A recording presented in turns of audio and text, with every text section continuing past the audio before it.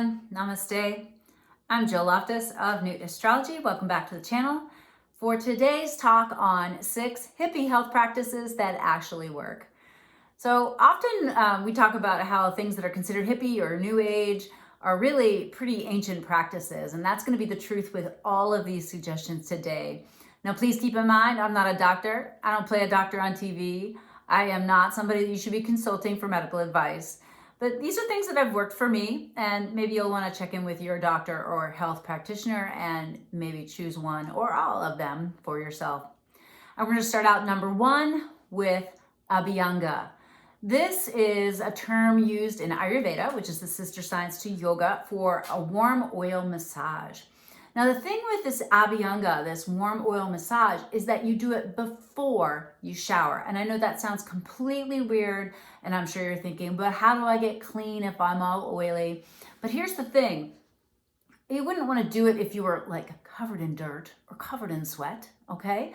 But if you are like, getting up in the morning and you're going to have a little bit of time to sit and journal or maybe meditate, have your, warm cup of tea or coffee in the morning, that is a perfect time for abhyanga, okay? And typically, you kind of look at your dosha, which is a whole other thing we'll talk about some other time in Ayurveda, and choose between a sesame oil, which can help be calming for people who are a little more nervous or busy, versus coconut oil, which is more like for the type A folks. But you take this oil and you can warm it. I often don't. And don't burn yourself for crying out loud. But you take the oil and you just put it on in nice big strokes, okay, all over the body. Then wrap up in an old towel or an old bathrobe.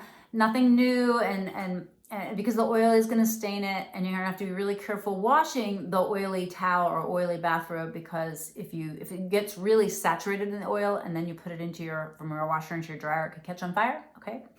You're like, oh my gosh, what is she talking about? I'm going to stop listening to this right now. But don't stop listening, because it really works.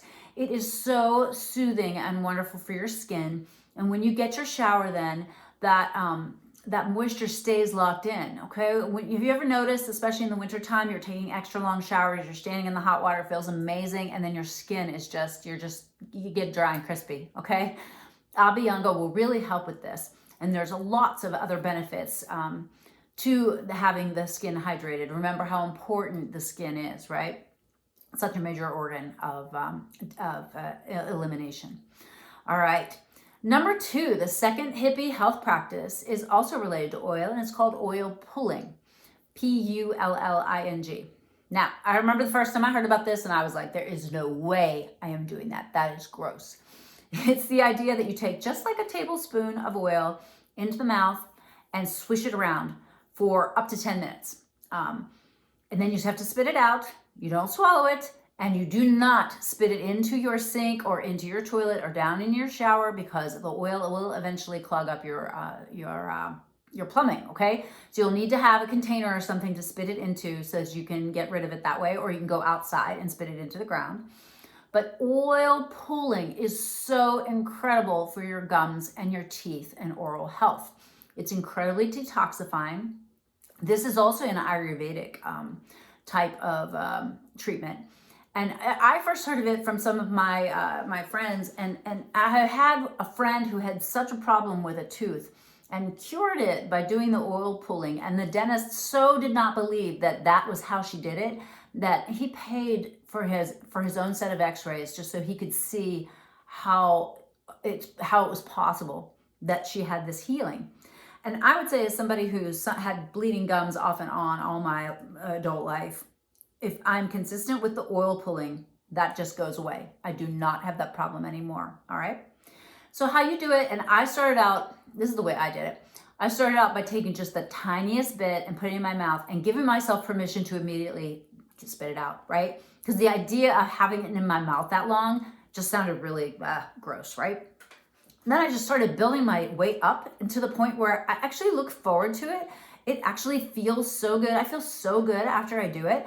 And I use sesame oil. Again, it kind of goes along with those the doshas, D-O-S-H-A, which oil might be best for you. Some people use coconut. I use sesame, of course. If there's a particular oil that you like the flavor of, then I would choose that. And keep in mind, for either of these oils, you're not going to use ye old random vegetable oil or even extra virgin olive oil, all right? You're going with either the sesame or the coconut oils. All right. Number 3 hippie health practice is ear candling.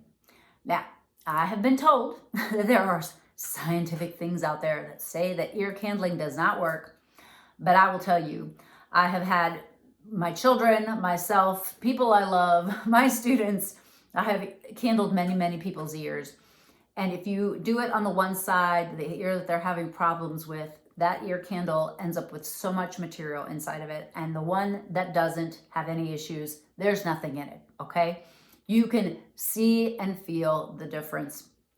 So where do you purchase ear candles? I get mine on Vodacast, but you can get them at pretty much any major grocery chain. They even have them at places like, CVS, I believe. But you do have to have somebody do it for you. It's quite dangerous to do it for yourself because it involves lighting the ear candle on fire and having it in your ear. So you need to be reclining on your side and you just seat that thing up very gently into the ear. You light it and it creates a chimney effect whereupon it draws moisture and excess wax out of the ear. I have used this on children countless times for ear infections. Now, of course, if they have an infection, they have to go to the doctor. They need antibiotics. I'm not here to tell you not to do those things. But if you have just sinus issues, a clogged ear, you're hearing just a bunch of crackling or swashing in there, ear candling really works. It feels really nice too. But be sure to be careful. I always cover up the person with a damp cloth when I light it. And I think the different brands of ear candles have gotten much better over the years of making it so that as it burns down, little pieces of the burning muslin doesn't break off, okay? So, but anyways, be careful and cautious. It does involve fire pretty close to your hair. Maybe not a big hairspray day if you're going to do the ear candling, okay? All right. Number 4 of my favorite hippie health practice is consuming apple cider vinegar mixed with honey. Now, there's multiple ways that you can do this. You can just have a little warm water with just a little splash of apple cider vinegar and some local honey. I always recommend local honey. When you purchase mass-produced honey, you really don't know where it came from, or B, if they're just adding like sugar or worse to it, corn syrup. You just don't know. So try to get your honey from someone local, someone you know, someone you trust. I know it's expensive, but just a little bit, just a tablespoon with that apple cider vinegar can help you, helps your digestion. It can help with allergies. I, in fact, used apple cider vinegar with my cat who had allergies. This cat was sneezing all over the place. It was very gross. Bless her little fluffy heart. And I just put a tiny bit of apple cider vinegar in her wet food, and no kidding. It's not like, there's no placebo effect when you're dealing with the cat. It's not like, okay, cat, I'm going to give you this apple cider vinegar. And I first came across it actually from a book from the 1940s on old-fashioned remedies, and they were using it on cows, putting apple cider vinegar into the cow feed to help them with their allergies. And I thought, well, gosh, that must be good. And I really love it. My favorite way, though, to have it right now is with an oxymel. And an oxymel, O-X-Y-M-E-L, an oxymel is an old-fashioned remedy whereupon you take apple cider vinegar and honey, mix it together with different herbs. Some people use things like garlic. I just use regular green herbs, like mine. The one I use most regularly is thyme, with the herb thyme. And this is also, I just take a spoonful of it, or I put a spoonful of it in water, or put a spoonful of it in my tea, and it is fantastic for your immune system.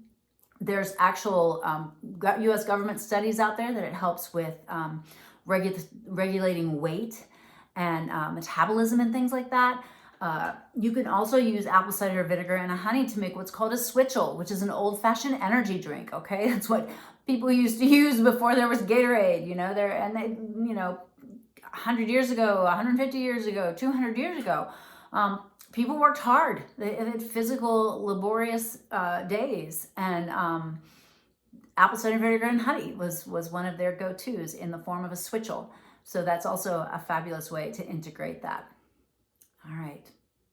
Oh, always please do use organic and use, I recommend using the Bragg's apple cider vinegar that has, they call it the mother of vinegar, right? This ancient vinegar that they keep going from. It's just, it's alive, right? It's a living thing that's life-giving, probiotic giving, just so rich in nutrients and good bacteria for your gut. Okay. All right, so our fifth hippie health practice is breathwork. I know you know that I'm a big proponent of breathing because you'll die if you don't, but I mean breathwork, actually working with your breathing. You know, science shows to us that if you are in fight or flight, if your nervous system is in that state, 20 deep breaths can take you out of that and into calm and cool. Most people go through life as very shallow breathers. They allow the musculature that is involved with breathing to lose its tone, lose its strength. And truly think about this in terms of like whoever breathes most breath lives most life, right? You've got to bring in that vital oxygen, but also the esoteric energy of prana. A lot of it comes in through the breath. So sit up tall. Put your fingers up on your collarbones, right up here. Breathe all the way in and out. Relax your tongue, breathe in and out. One more, in and out. All right, that was only 3 breaths, and don't you feel better already? Okay. Try to keep your tongue and throat relaxed. Try to keep your jaw relaxed and try to actually breathe. All right. It's a great way to calm yourself and go to sleep. It's a great way to wake up and start your day. It's a great way to transition between activities. Something that can make you pause throughout your day and really get the oxygen that you need, dissolve the tension that you don't. All right. And our 6th hippie health practice is yoga. And I know yoga is very popular and most people know what it is, but if you haven't tried it or if you've fallen away from your practice, I encourage you to get back to your physical yoga practice, which is what we call asana. Asana is fantastic. The concept of moving the spine all 6 ways every day, getting upside down every day, a little bit some kind of inversion, moving the shoulders so that you get internal and external rotation of the hips. You can get all of this done in 10 minutes of yoga practice. But I know, I promise you, if you put those first 10 minutes in, your body will be asking for more. It's low impact. You can make it be as intense or as mellow as you need it to be. So find a workout buddy, find a class online, find a class in your neighborhood, and sign up for a yoga class. And I promise you, if you commit to it, it will always give you more than it takes. All right. Well, I hope this was useful, helpful. Thank you for joining me. Thank you for patiently waiting till the end with me. Have a marvelous, wonderful rest of your day. And if you found this useful, helpful, please share it with a friend. Please subscribe. Please hit the thumbs up button. And I'll see you next time. Namaste.